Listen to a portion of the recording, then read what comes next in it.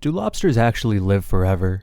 I heard a while back that lobsters in the wild don't die of old age, and I honestly thought it was plausible at the time. There are bountiful pictures of massive lobsters. Look at this chunker.